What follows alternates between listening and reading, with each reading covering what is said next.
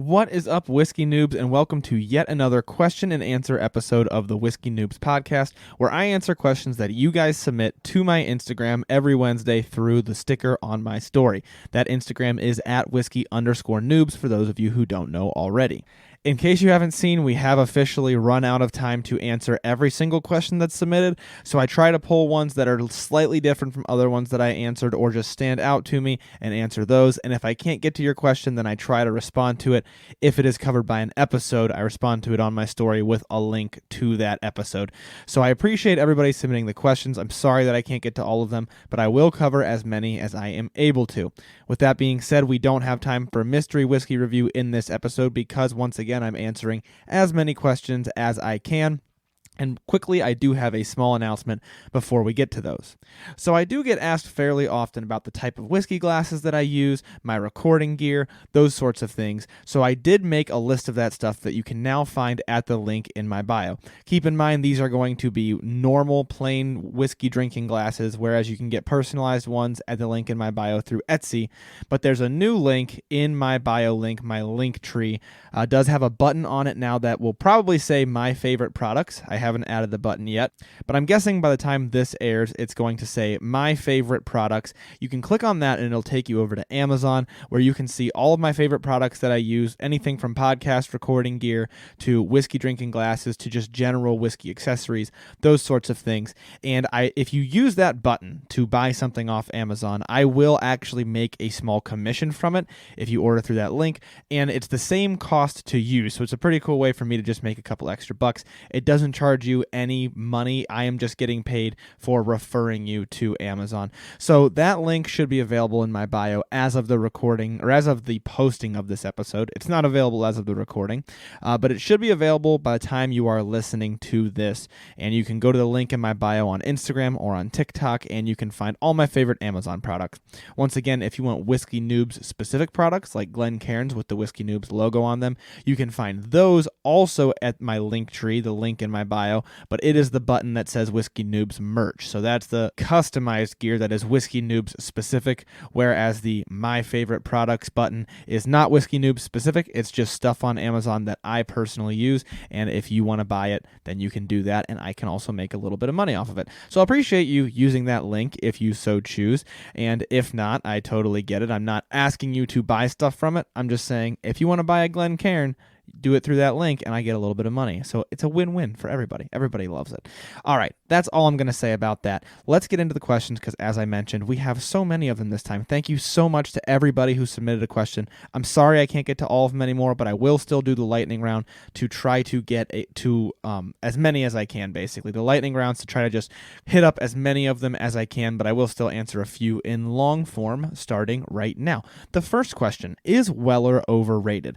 This won't be a super long drawn out answer, but my basic response to this is similar to my response for a lot of the Buffalo Trace distillery, and that is, it is overrated if you're paying too much on the secondary market for it. If you're buying it at its price in Ohio, which for most Wellers is $50, it is an awesome deal, except Weller Special Reserve, that's like $23, I think, which is also an awesome deal. But most of the plain Weller lineup, your Special Reserve, your Antique, your Full Proof, your Single Barrel, your 12-year, and I'm forgetting something else. Craft Your Perfect Bourbon or Create Your Perfect Bourbon, CYPB. Those are $50 if you can find them in Ohio. And I think they are 100% worth that amount of money. So I don't think they're overrated for that price, but I do think, as with most things on the secondary market, they're not worth secondary prices. That is pricing for rich collectors who want to stare at the bottle or use it as a flex to be like, look at this super cool bottle I have. That's my personal opinion.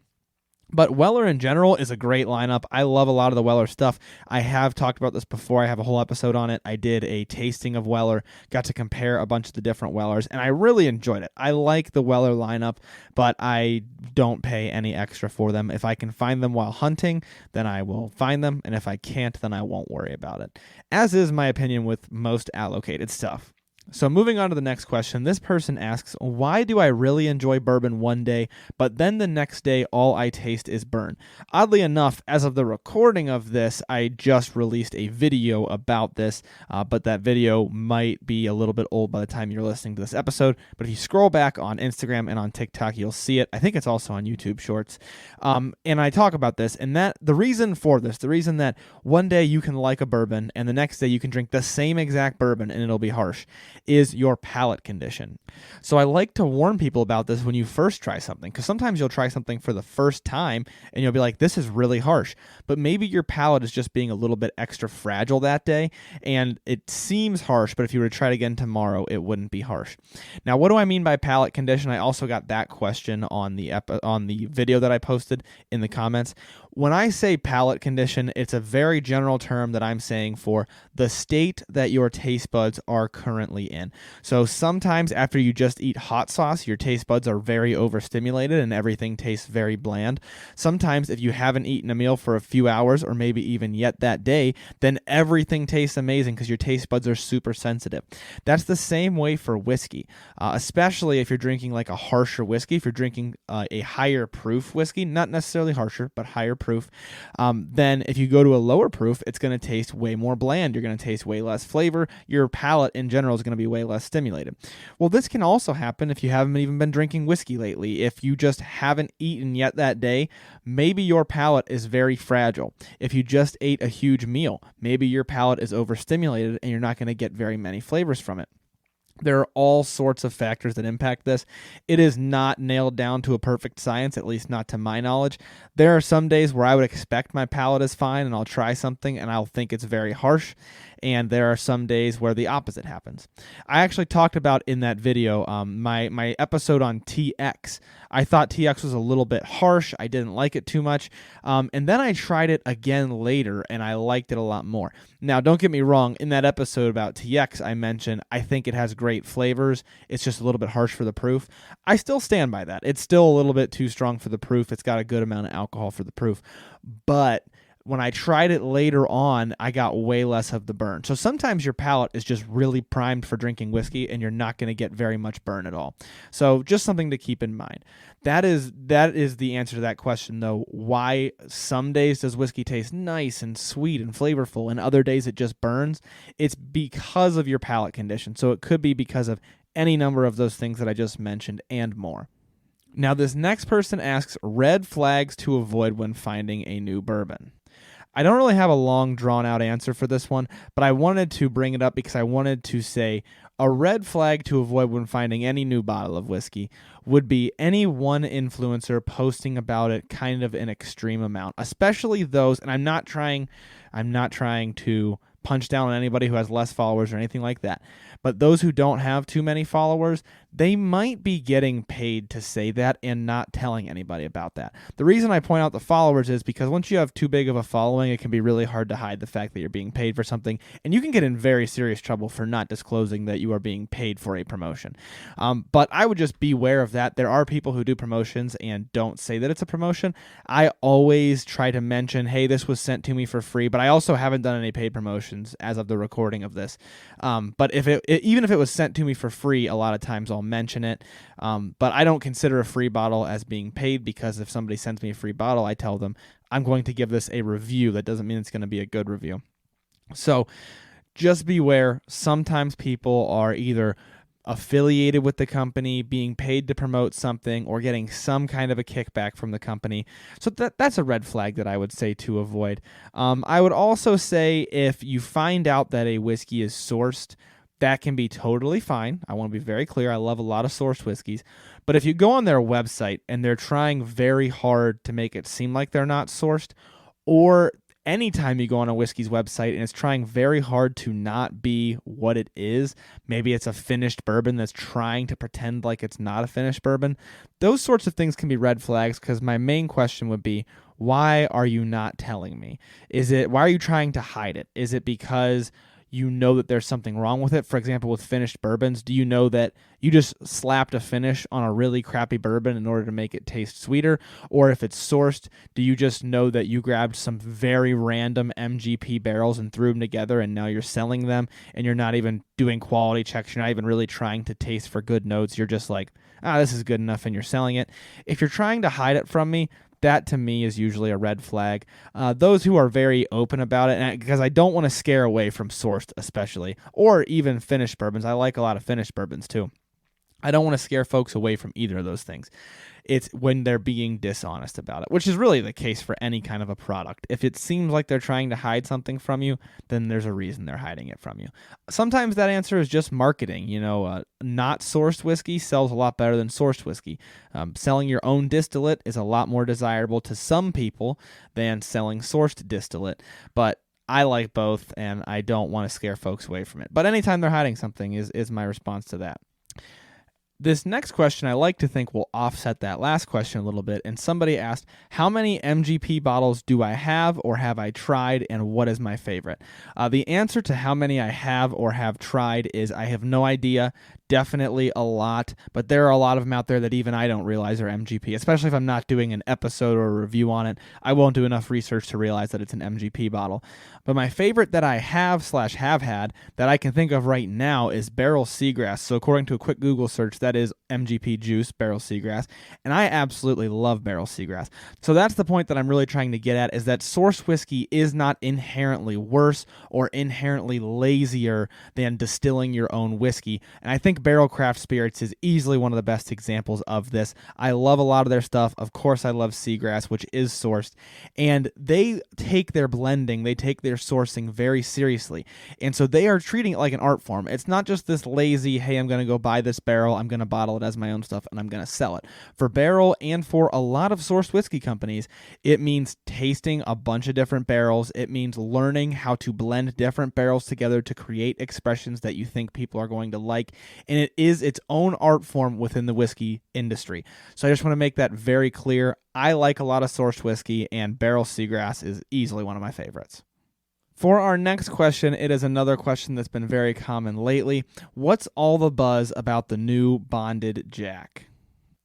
So the new Bonded Jack Daniels, what this person is referring to, it's literally called Jack Daniels Bonded Tennessee Whiskey, and it's a new bottle that Jack Daniels came out with in 2022 that follows the Bottled and Bond Act. So you've probably heard me talk about Bottled and Bond stuff before. I'm not going to get too deep into that, but basically it's this new expression that Jack Daniels came out with, and the reason that it is so hyped up is because Whiskey Advocate comes out with their most exciting whiskeys of each year, and it was number one on their list. So it was Whiskey Advocate's number one new whiskey of 2022. So it's very hyped up. Now, let me make a couple of things clear. I actually do really like Jack Daniels Bonded. I have a bottle of it on my shelf. I really enjoy it. It gives me some really nice, almost like bready flavors that I really enjoy. I'm not going to get deep into the review of it, but I like it, and I think it's very sweet, it's very tasty, it's very easy to drink. I don't personally think it should have been the number one whiskey of the year. There are others on that list that I probably would have picked, but one of them being the brand I just mentioned, Barrel Craft Spirits. I really enjoy a lot of their stuff. But Jack Daniels Bonded, the reason it's the most exciting is probably because it's sold really, really well, because it's Jack Daniels, and Jack Daniels stuff sells really, really well. So I don't know if it should have been the number one on Whiskey Advocate's list, but it was pretty good, and it's so inexpensive that it's worth trying, I would probably say. It's worth trying if you get it at a normal cheap price. I want to say it's in the $30 range in Ohio, but it's super duper hyped up. You're absolutely right. It's nothing insane. It's a good bottle. I'll probably either keep it on my shelf or keep it or normal Jack Daniels number 7 on my shelf, something like that. But I'm not going to go crazy over it. The next question is the last of our long form questions before we get to the lightning round, and it is one that I really wanted to drive home. I actually just recorded a video about it prior to the recording of this podcast, like just tonight, just before I sat down, because I was thinking about answering on the podcast, and I thought, I want to make a video specifically on this. So this is a question that I get a lot in some form or another. And this person said, there's a couple of them actually kind of stacked up here. The first person says, great bourbons seem to be impossible to get unless you trade. How do I get them? ? The next person with a very similar question said, moving to Montana with state-owned liquor stores. Advice on how to still get good bottles. So The reason I wanted to really take a second and drive this home is that I get this question or some form of it quite often. And I want to be very clear, there's a huge difference between great bottles, good bottles, etc., and allocated bottles. They are not synonymous. And so if you can't get allocations, you can absolutely still get great bottles. I live in Ohio. It is also state-controlled liquor stores, and I consider myself as able to get very many good bottles whenever I go to the liquor store. I can think of a few right off the top of my head that I could walk into the nearest liquor store to me right now and I could buy. And I actually mentioned a lot of those in the video that I did on this. So I want to make that clear. Allocated and great are not synonymous. Now, what's the hype with allocated bottles, or what would I consider an allocated bottle if not just your everyday great bottle? The reason that I find a lot of bottles becoming allocated, there can be a couple reasons.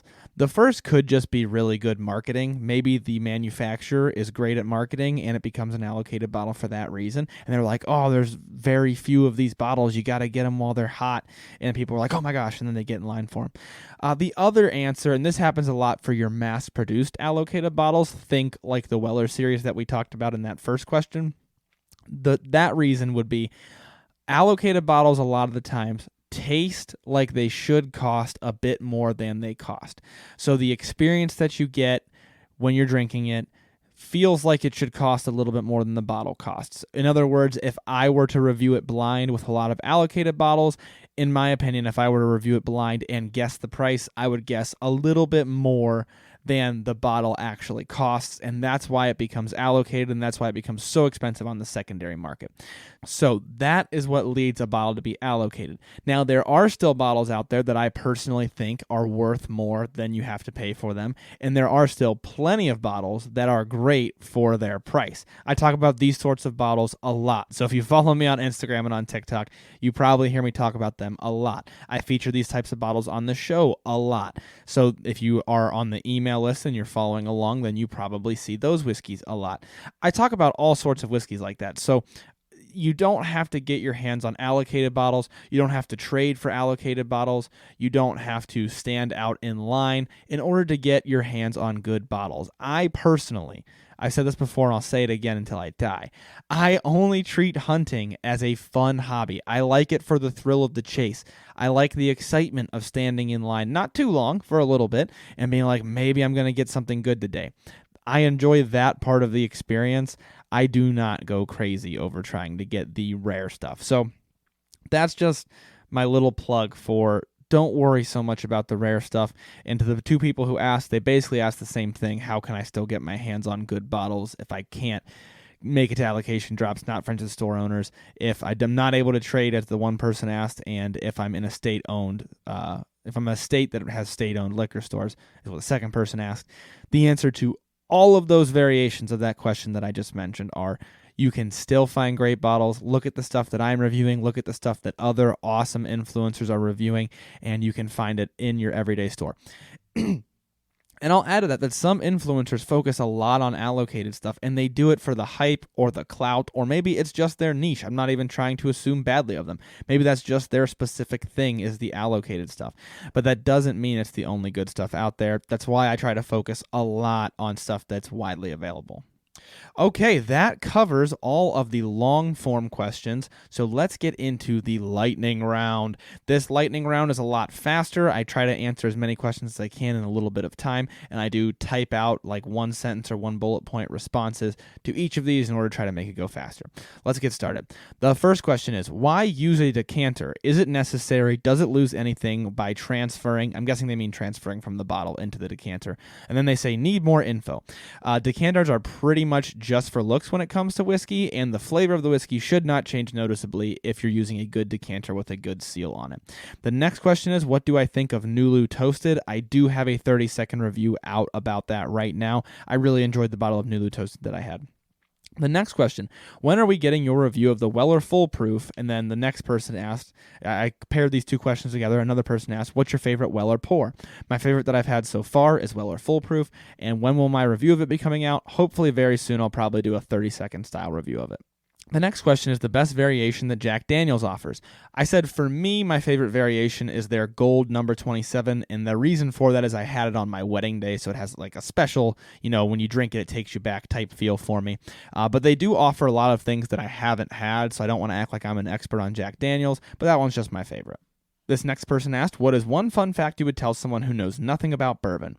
My fun fact, because I get these comments all the time, would be bourbon is not different from whiskey. It is a specific type of whiskey, but it also has a specific taste compared to most other whiskeys. So it's not different. It's just a subcategory of whiskey. It's not something entirely different from whiskey. And then also I would tell them it has a very specific taste compared to Scotch or compared to Irish whiskey. It's very different. So it's not, all whiskey does not taste the same is one of the things I love to tell people. The next question is, what's my favorite bottle design? I would say in general, I like a bottle that's a little bit unique, nothing like super crazy, but a little bit unique and shows off the whiskey inside. I don't like the ones that you can't really see the whiskey on the inside. Maybe the label fully covers it, or maybe it's a different color of glass. I like to be able to see the whiskey. I had written down Four Roses single barrel for this question, and then I'm also staring at it, so I have to mention I really like the Heaven's Door bottle. I just realized it's a very cool looking bottle. So Heaven's Door Tennessee bourbon, that would be. So those are a couple of really cool bottle designs, in my opinion. The next question is, have I ever had Widow Jane? This person says, if I haven't had it, they highly recommend it. I haven't had it yet, but I do want to try it soon. It's one of those slightly pricier ones, though, so sometimes it takes me longer to get to those. The next question is, what the heck, I'm going to say heck is what that H probably stood for, is the BTAC, and why does everybody talk about it? If you see people say BTAC in reference to bourbon or to whiskey, they're probably talking about the Buffalo Trace Antique Collection. This is Buffalo Trace's extra rare stuff that is presumably better. I cannot confirm if it's better because I haven't had it, but it's aged longer. I believe it's uncut and unfiltered, so it's supposed to have the most flavor out of all the Buffalo Trace stuff. I've never had it, but that's why you hear people go crazy about it. You hear people go crazy about normal Buffalo Trace stuff. This is their once-a-year release of their presumably better stuff. The next person asks, when will we get a review of E.H. Taylor Small Batch? You'll get a review as soon as I get a bottle, but I don't have one right now. The next question is, what's the best wheated bourbon? Not my favorite, sorry. What is the best wheated bourbon? And I said that my favorite right now is Weller Full Proof. The next person asks, I know you're a bourbon man, but do you have a favorite tequila? I want to clarify, I'm actually a whiskey man, not just a bourbon man, but I am open to recommendations on favorite tequilas. I don't have a favorite right now, but I do enjoy tequila sometimes. The next question, this person must pay a lot of attention to my videos. I appreciate you. They said, don't you just love everything Barrel is doing lately? And my answer that I typed out was, literally yes, Barrel, I love you. Please sponsor me. That's my answer to that. The next question is, are you going to do another budget bourbon March Madness or Scotch or Irish? Stay tuned for this. There is something coming up in March, and there's also something that we'll be releasing prior to March. So stay tuned. We're going to be doing more with the brackets. Those are a lot of fun. The next question is, I'm wanting to get into Irish. I already like American. Should I start low shelf or should I jump to Redbreast? My answer anytime you're going into uncharted territory is usually to start on the low shelf. I just like to do it to try to learn stuff. Maybe that's just me. And then also you get to try multiple different things in that new category without breaking the bank. But if you have the money to throw around, absolutely, you can jump to Redbreast. My thing with it is I love Redbreast. I always recommend it to people, but you might not love it. I have a ton of people who recommended me Green Spot, and we all heard how that went in the last episode. Now, don't get me wrong, I like Green Spot, but I don't like it nearly as much as I thought I was going to. So everybody's palate is different. Maybe for you, your Green Spot is your Redbreast, and your Redbreast is your Green Spot. Hopefully that made sense. That confused even me to say. But my point is that just because you see me or anybody recommend something doesn't mean it's a guaranteed. So I'm not saying to avoid the more expensive stuff like out of some weird reason that doesn't really make sense. I'm saying that because you might not like it. But if you got the money, jump into it. I took way too long to answer that. I don't know why I did. Okay, but jumping to the last question, we have, what are my favorite cigars? My answer to this is nothing very creative. I need to get more into cigars here soon, hopefully once the weather gets warmer, because I've kind of fallen off with the cigars, and I do miss sitting down and enjoying a nice cigar. So nothing super creative right now. I would say my favorites are probably either Oliva Siri V, which is pretty basic because it was the #1 cigar like a bunch of times, or the Tatuaje 7th Capa Especial. I hope I remembered the name of it right because I didn't look it up. I just wrote it down. I remember really liking that one. one, but I haven't had it for a little while. So those are probably my favorites right now. And I need to try some more cigars. I really enjoy cigars. Now, that is the end of the lightning round. That's all we've got for the questions for this episode. So once again, thank you guys to everybody who submitted a question. If I didn't get to your question this time, hopefully I'll get to it next time. I'm going to continue to try to pull the more new and exciting or different questions and try to get those answered. And if you're asking a question I already answered in an episode, I'm going to try to respond to it on my story with a link to that episode so that you can get the long form answer to that question. But thank you to everybody who submitted these questions. I love doing these type of episodes. I think I say this like every Q&A episode or every FAQ episode that I love doing this type, and I really do. I like answering your guys' questions. Some of you really surprise me with the creativity of your questions, and I enjoy that. So keep them coming. We're going to keep the Q&A or FAQ or question and answer or listener question, whatever you want to call it, episodes are going to keep coming at you. Keep the questions coming, and I will see you guys next week, and I will answer more of your questions next month. That is all I've got for this episode. I'll leave you guys with learn to drink, drink to learn. Thank you for listening to this episode of Whiskey Noobs. If you like the show, please make sure to leave a 5-star rating or review to help grow the show and get the word out. You can also find more Whiskey Noobs content on Instagram at whiskey_noobs and on TikTok at Whiskey Noobs Podcast. If you want to drink right along with me, make sure to join the email list by sending an email to whiskeynoobspodcast@gmail.com with a subject line saying email list. You will receive monthly emails with a list of the whiskeys that will be featured throughout the month so that you can buy them ahead of time and drink right along with the show. Once again, thanks for listening to this episode. The Whiskey Noobs Podcast does not support underage or otherwise irresponsible consumption of alcohol.